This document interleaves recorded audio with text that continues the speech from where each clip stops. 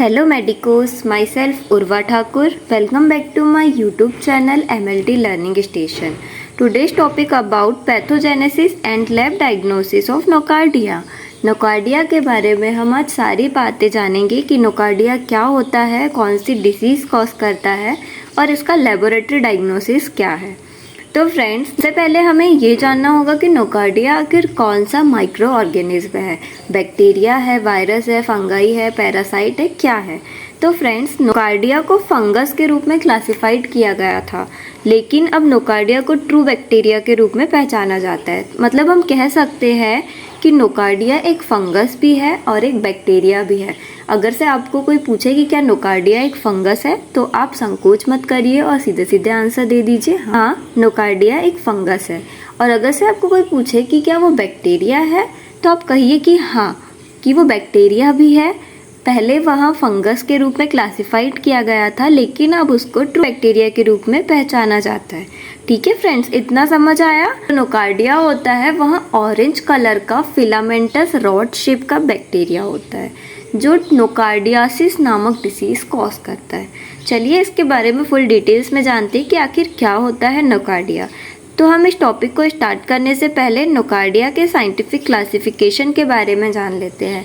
मैंने last lecture में बताया था कि साइंटिफिक क्लासिफिकेशन का महत्व क्या है। तो चलिए देखते हैं साइंटिफिक क्लासिफिकेशन, जिसका डोमेन है bacteria, phylum Actinomycetota, class Actinomycetia, order Mycobacteriales, family Nocardiaceae, species Nocardia asteroids.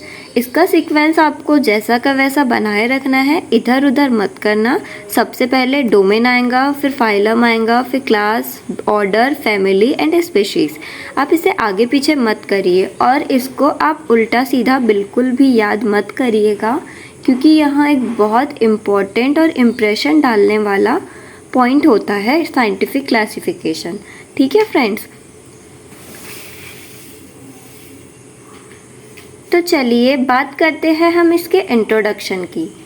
Originally fungus के रूप में क्लासिफाइड नोकार्डिया को अब ट्रू बैक्टीरिया के रूप में पहचाना जाता है, belonging to the actinomycetes group. इसका इंट्रोडक्शन कहता है कि ओरिजिनली फंगस के रूप में क्लासिफाइड नोकार्डिया, मतलब नोकार्डिया जो क्लासिफाइड था फंगस के रूप में, उसको अब ट्रू बैक्टीरिया के रूप में पहचाना जाता है, belonging to the actinomycetes group.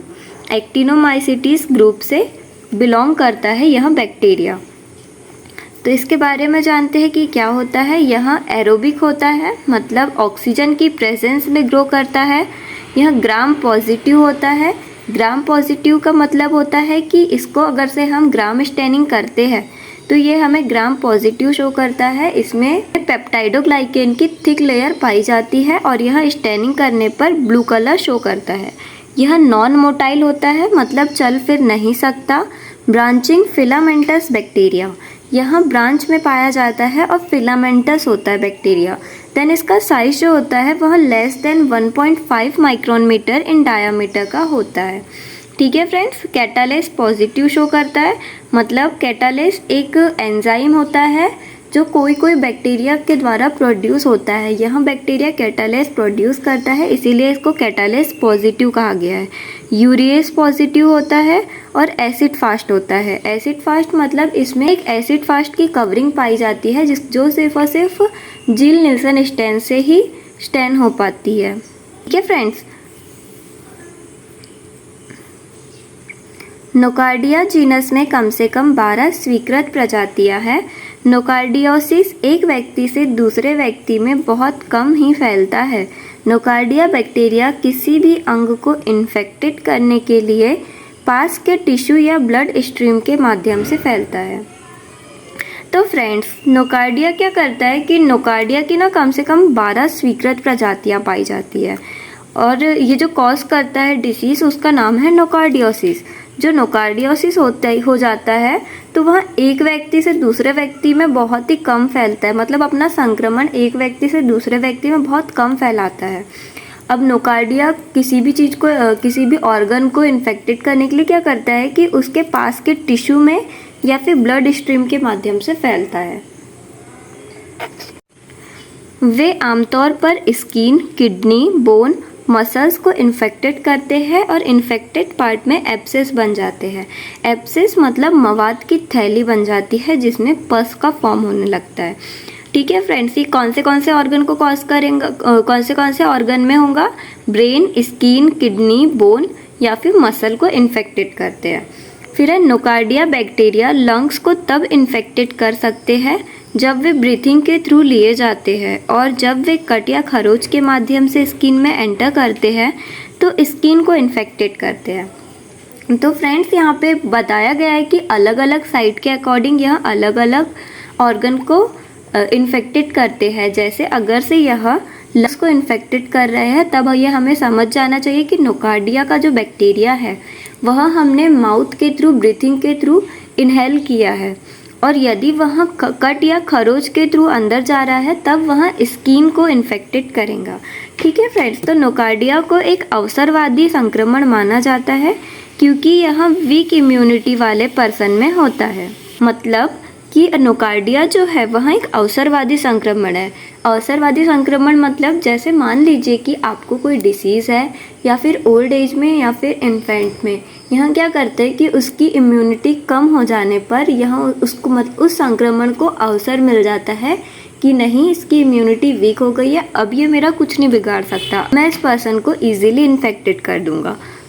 तो यह बैक्टीरिया ऐसा ही अवसर ढूंढता है, इसीलिए इसको अवसरवादी संक्रमण माना जाता है क्योंकि यह वीक इम्यूनिटी वाले पर्सन में होता है। हिस्टोपैथोलॉजी, माइक्रोस्कोप के नीचे देखने पर नोकार्डिया की विशेषता आकृति विज्ञान एक branched filamentous gram positive rod है।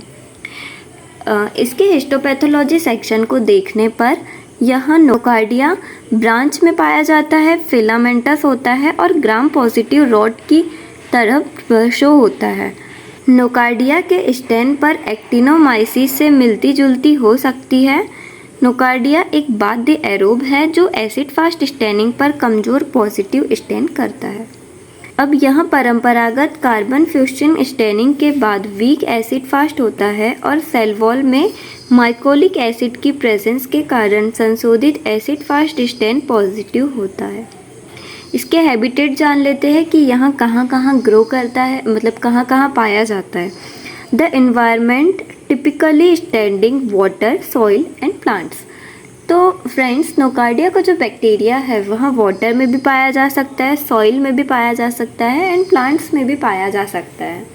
ये देखिए फ्रेंड्स, माइक्रोस्कोप के अंडर ऑब्जर्व करने पर हमें इसका स्ट्रक्चर कुछ इस तरह से प्रेजेंट होता है। जो नोकार्डिया का जो कलर होता है वह ऑरेंज कलर का होता है। यह रॉड शेप का बैक्टीरिया है और ब्रांच में पाया जाता है, तो इसीलिए हमें यहाँ पास में ऐसे दिखाई देते हैं जब हम इसे माइक्रोस्कोप के अंदर देखते हैं। ठीक है फ्रेंड्स, तब इसकी पैथोजेनेसिस की बात करते हैं। पैथोजेनेसिस मतलब यह बैक्टीरिया डिसीज़ कॉज कैसे करता है और कौन सी डिसीज़ कॉज करता है, इसके बारे में हम जानेंगे। तो इसका मोड ऑफ ट्रांसमिशन, यह कैसे फैलता है, तो इन्हेलेशन के थ्रू फैलता है और इनोकुलेशन के थ्रू फैलता है। इन्हेलेशन मतलब सांस को अंदर लेना, ब्रीथिंग करना, और इनोकुलेशन का मतलब होता है टीकाकरण, मतलब किसी इंजेक्शन के थ्रू इंजेक्ट हो जाना, या फिर यहाँ एक कट और खरोच के माध्यम से भी स्किन को इन्फेक्टेड करता है।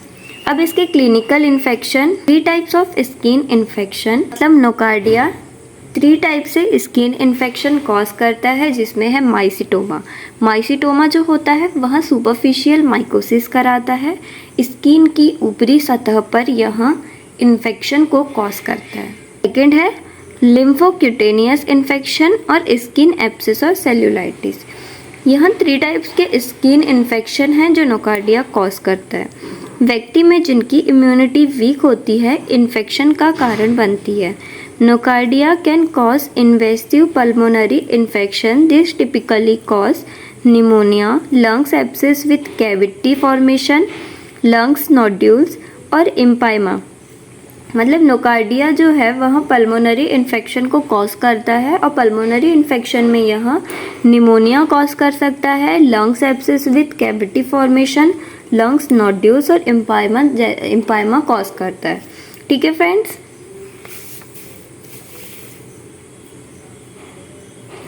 लंग्स से जीव हेमेटोजीनस रूप से विभिन्न रूप में विभिन्न ऑर्गन में फैल सकता है, विशेष रूप से ब्रेन में, जहां यह ब्रेन नोटाब्लाई का कारण बनता है। तो फ्रेंड्स, होता क्या है कि जो नोकार्डिया का बैक्टीरिया है, जब वह बॉडी में एंटर कर जाता है, जैसे मान लीजिए कि हमने इसको इन्हेलेशन के थ्रू यह हमारी बॉडी को इन्फेक्टेड कर रहा है, हमारी बॉडी में एंटर कर रहा है, तो इन्फेक्शन कॉज करेगा, तब इसका फिर मल्टीप्लिकेशन होगा, यहाँ इसकी संख्या बढ़ जाएंगी और ये मतलब ज़्यादा ग्रो करने लग जाएगा। तो ऐसे में क्या होगा कि वह ब्लड स्ट्रीम के थ्रू ब्रेन तक पहुँच जाएगा और ऐसे ही यहाँ ब्रेन को भी कॉज करेगा, ब्रेन में भी इन्फेक्शन कॉज करेगा। ठीक है फ्रेंड्स, चलिए अब बात करते हैं इसके लेबोरेटरी डायग्नोसिस की, कि हम इसका लैब में डायग्नोसिस कैसे करेंगे, इस डिसीज़ को हम आइडेंटिफाई कैसे करेंगे। तो सबसे पहले क्या होता है कि सैंपल, जब नोकार्डियासिस में क्लिनिकल सस्पेक्टेड होता है तो कल्चर के कई सैंपल प्रस्तुत किए जाने चाहिए, क्योंकि 1/3 केसेस में स्मीयर एंड कल्चर एक साथ पॉजिटिव होते हैं। सैंपल को चॉइस करना उसके इन्फेक्टेड साइट पर डिपेंड करता है।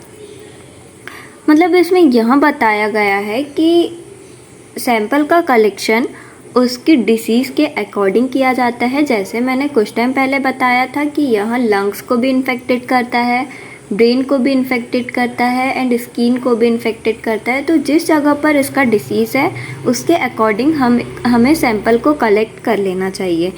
क्लिनिकल प्रेजेंटेशन के आधार पर सैंपल में स्पुटम, पस फ्रॉम एन एब्सेस और ग्रेन्यूल्स, इनका हम लोग सैंपल कलेक्शन करेंगे। नेक्स्ट पॉइंट है हमारा डायरेक्ट माइक्रोस्कोपिक।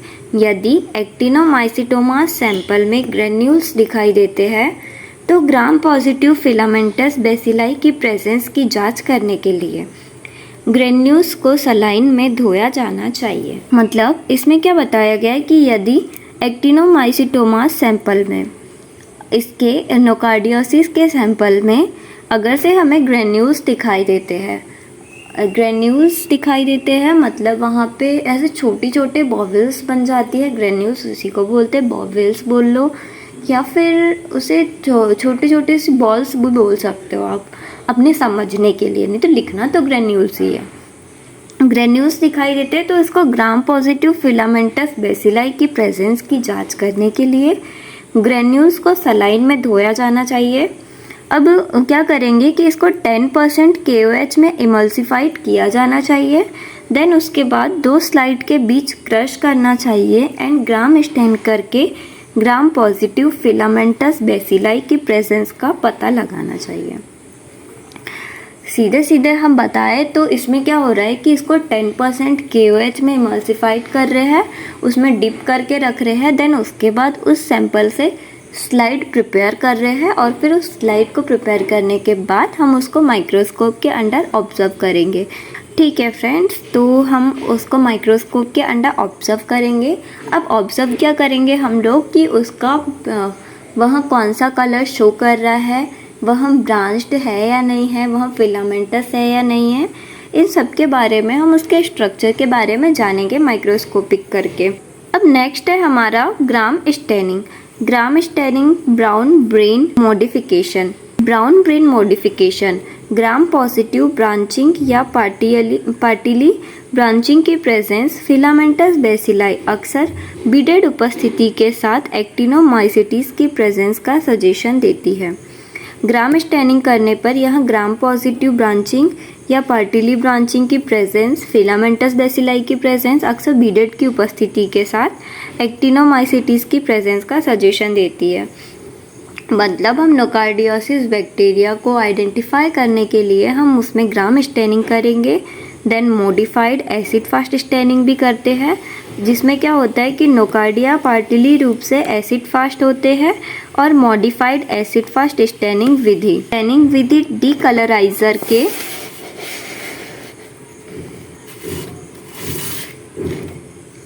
रूप में 1% सल्फ्यूरिक एसिड का यूज़ करके, मतलब एसिड फास्ट स्टेनिंग द्वारा स्टेन किए जाने पर ब्रांचिंग वालों की फिलामेंटस रेड कलर के एसिड फास्ट बेसिलाई के रूप में दिखाई देते हैं। मतलब इसमें क्या है कि इसमें मॉडिफाइड एसिड फास्ट स्टेनिंग को हम स्टैन करेंगे, जो एसिड फास्ट स्टैन करने के बाद यहाँ बैक्टीरिया होता है एसिड फास्ट पॉजिटिव, यहाँ बैक्टीरिया होता है एसिड फास्ट बैक्टीरिया, इसीलिए यह रेड कलर शो करेगा। और यदि यह नॉन एसिड फास्ट बैक्टीरिया होता तो यह ब्लू कलर शो करता। ठीक है फ्रेंड्स। देन नेक्स्ट है H&E स्टेनिंग। H&E स्टेनिंग का पूरा नाम है haematoxylin and eosin stain. Staining of the granules show multilobulated with sunray appearance. Granules का H&E स्टेनिंग सूर्य की किरणों के साथ मल्टीलोबुलेटेड दिखाई देता है। ठीक है फ्रेंड्स, तो हमने जाना कि जब नोकार्डियोसिस बैक्टीरिया होता है तब हमें उसको आइडेंटिफाई करने के लिए हम इसमें 3 स्टेनिंग का यूज़ कर सकते हैं, जिसमें है Gram staining, modified acid fast staining and H&E staining, जिसको हम हेमेटॉक्सिलिन एंड इओसिन स्टेन के नाम से जानते हैं। अब नेक्स्ट पॉइंट है हमारा कल्चर। इसमें कॉम्प्लेक्स ग्रोथ रिक्वायर्ड नहीं होती और यह विभिन्न मीडिया जैसे brain, heart, infusion agar, sheep blood agar, chocolate agar and Sabouraud dextrose agar, जिसको HDA भी कहते हैं, में ग्रो करते हैं। After 2 to 3 days 37 degree centigrade में इंक्यूबेट करने के बाद कॉलोनीज दिखाई देने लगती है। स्लो ग्रोथ के कारण कंटामिनेटिंग फ्लोरा अत्यधिक बढ़ सकती है। इस समस्या को दूर करने के लिए वेरियस सिलेक्टिव मीडिया का यूज़ किया जाता है।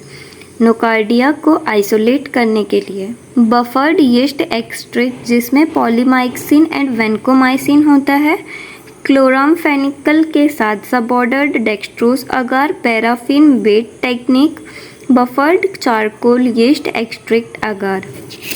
Colonies creamy, wrinkled, pigmented, orange और pink colour due to carotenoid like pigment. Bacteria की कॉलोनीज क्रीमी होती है और व्रिंकल्ड होती है। देन माइक्रोस्कोप से देखने पर यह पिगमेंटेड होती है। यहाँ पिगमेंटेड में कौन सा कलर पिगमेंट शो करेंगी, तो ऑरेंज और pink colour due to carotenoid like pigment. ठीक है फ्रेंड्स, तो इसके ट्रीटमेंट की बात करते हैं। अभी तक हमने जाना कि नोकार्डिया बैक्टीरिया क्या होता है, इसका साइंटिफिक क्लासिफिकेशन, इसका पैथोजेनेसिस, देन लेबोरेटरी डायग्नोसिस। अब हम बात करते हैं कि इसका ट्रीटमेंट क्या होता है, हम इसका बचाव कैसे कर सकते हैं। तो कुछ एंटीबायोटिक्स होती है जिनको देने पर इस बैक्टीरिया की डिसीज़ का हम बचाव कर सकते हैं, जिसमें होती है कोट्रीमेक्साजोल, सिफालोस्प्रिम, कार्बापेनेम, एमिकैसिन, टाइमेथोप्रिम, एम्फोटेरिसिन बी और इंट्राकेनाजोल। आप इनमें से किसी 2 मेडिसिन का नाम भी याद रख रहे हैं तो वह इनफ है, जिसमें से मुझे ये दोनों बहुत इजी लगती है याद रखने में, एम्फोटेरिसिन बी एंड इंट्राकेनाजोल। तो ठीक है फ्रेंड्स, आज के लिए इतना ही। आज हमने नोकार्डिया के बारे में जाना, जो एक बैक्टीरिया भी है और एक फंगस भी है। यह एग्जामिनेशन पॉइंट ऑफ व्यू से एक इम्पॉर्टेंट टॉपिक है, तो प्लीज़ आप इस वीडियो को अच्छे से देखिए, बिना स्किप करे देखिए। एंड ऐसे ही इन्फॉर्मेटिव वीडियो लेक्चर के लिए मेरे चैनल को सब्सक्राइब करिए एंड लाइक करिए एंड शेयर करिए। Thank you.